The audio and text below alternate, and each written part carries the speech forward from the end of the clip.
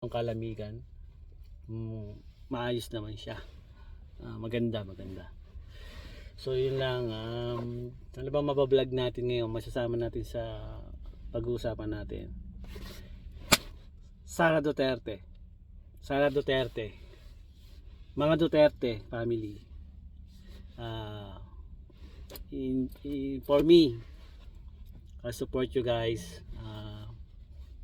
Ngayon pa lang sa pagdeklara ng ating Vice Presidente na tatakbo sa taong 2028.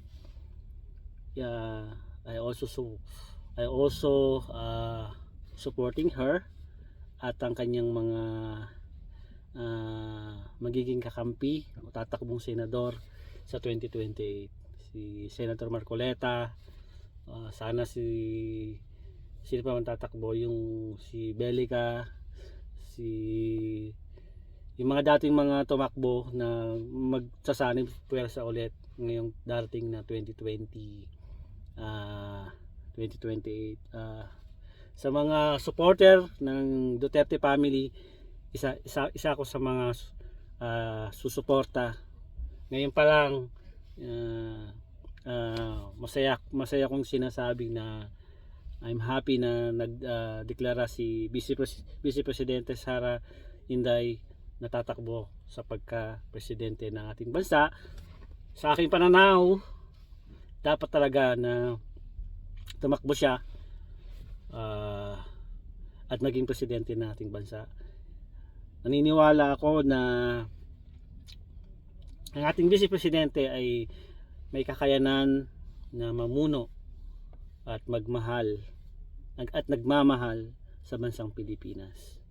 So, God bless you, Sara. Yun lang masasabi ko.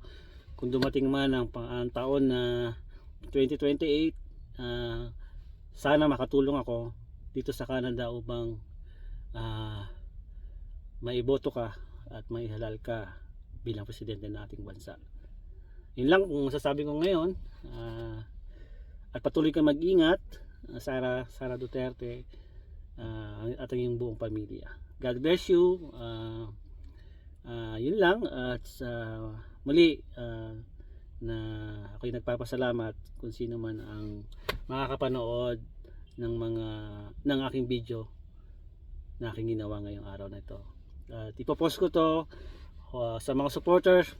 Support natin si Sara, si Vice President Inday Sara, at patuloy nating ilaban ang ikagaganda ng bansang Pilipinas. Kahit nandito na tayo sa Canada, sa bansang lugar, Taiwan, Hong Kong, saan man panig, Amerika, Europe, alam natin na darating ang panahon na babalik tayo sa ating bansa. Kaya kailangan nating suportahan ng namumuno sa ating bansa na patuloy na maging maayos,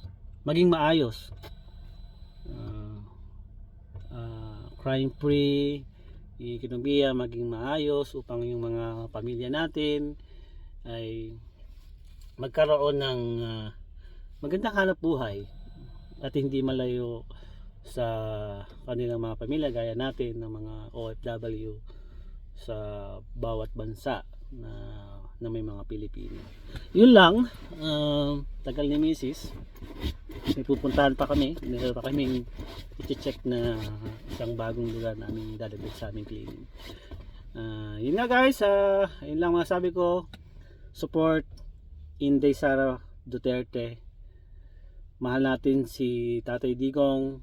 Alam natin si Tatay Digong ay nagmalasakit sa ating bansa. Kung sino man ang hindi nare-realize or political issue kay Tatay Digong, wala, kayo na yun, bahala na kayo sa buhay nyo. Basta ako, nakikita ko bilang isang Pinoy, alam ko na war on drugs ay tamang ginawa ni Tatay Digong. Kaya minamahal ko po ang ating Pangulong Roa Duterte. sana in the future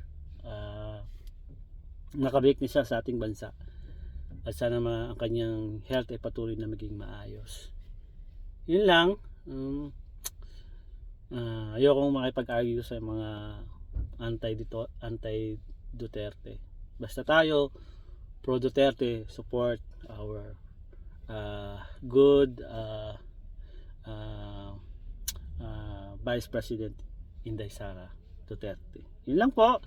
Please kung sana po ay masuportahan niyo rin po ang aking YouTube channel Jojo Vlog, Joejoe Vlog, and yung Facebook account ko na JL Kian Torlao. Please subscribe and like and share my video. Yun lang. Hanggang dito na lang po muna ang aking vlog.